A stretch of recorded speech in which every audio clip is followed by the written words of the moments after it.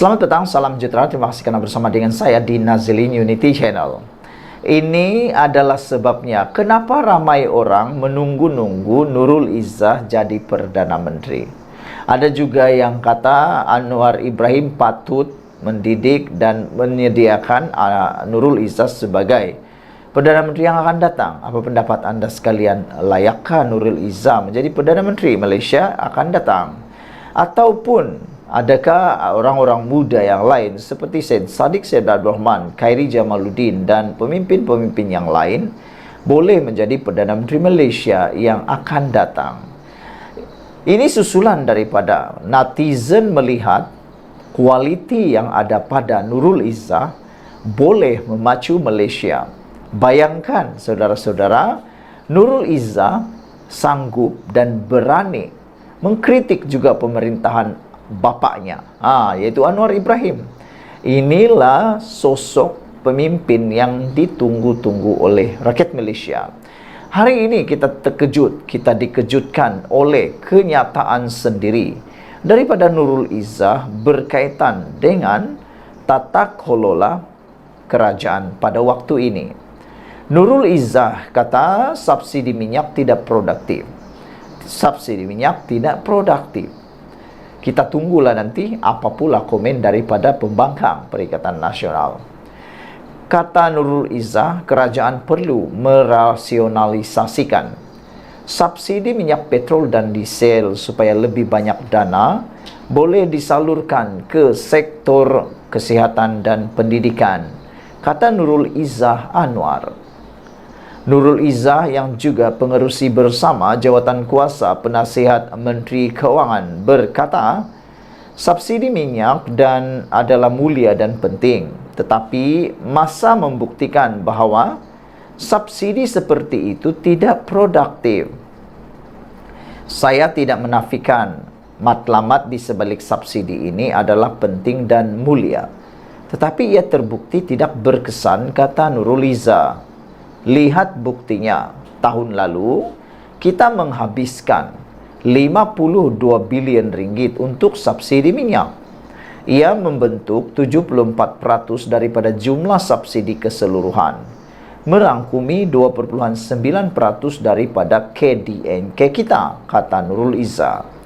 Ia bertentangan dengan kos operasi kesihatan kita yang hanya sebanyak 1.7% daripada KDNK, kata Nurul Izzah dalam ucapan perasmian di Forum Ekonomi Belia di Bank Negara Malaysia.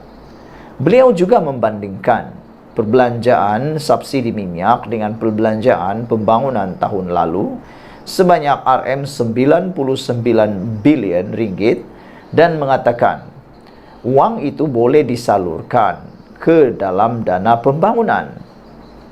Perbelanjaan pembangunan adalah penting kerana ia melibatkan peningkatan dalam bidang kesihatan dan pendidikan. Dan itulah tempat berlakunya potensi ekonomi, kata Nurul Izzah.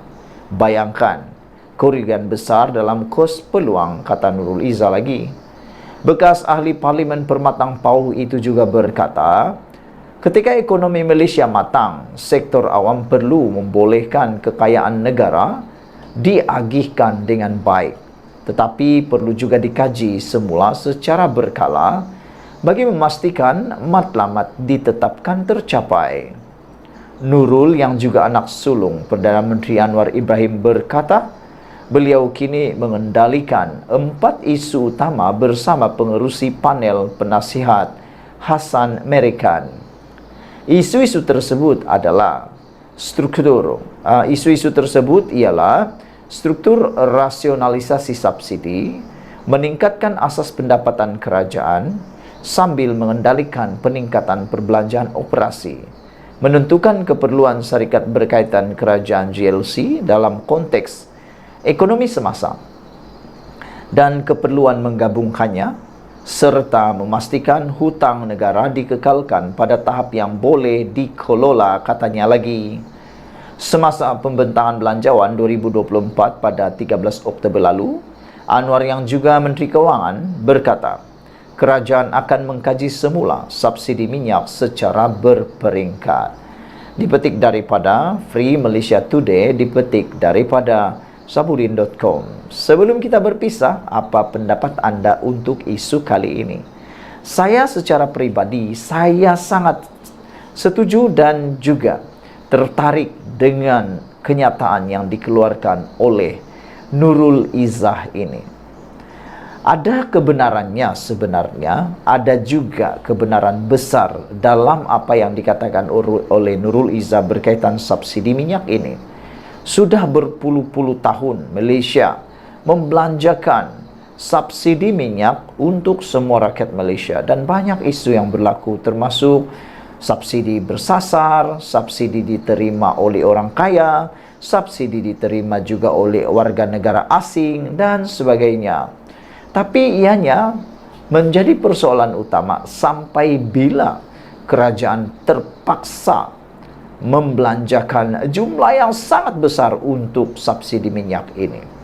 Walhal seperti yang diketengahkan oleh Nurul Izzah sebentar tadi, subsidi minyak sebenarnya tidak produktif. Jangan anda kata anda tak setuju dulu. Anda kena fikir baik-baik apa maksud produktif. Maksud produktif ialah boleh menghasilkan peluang. Nurul Izzah kata bahawa subsidi minyak memang mulia dan penting. Kita bersetuju, kami bersetuju, saya pun bersetuju bahawa subsidi minyak memang sangat mulia dan sangat penting. Tetapi masa telah membuktikan bahawa subsidi seperti itu tidak produktif.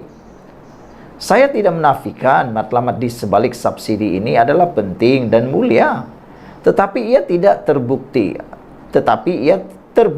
Tidak berkesan. Lihat buktinya. Tahun lalu kita menghabiskan 52 bilion untuk subsidi minyak.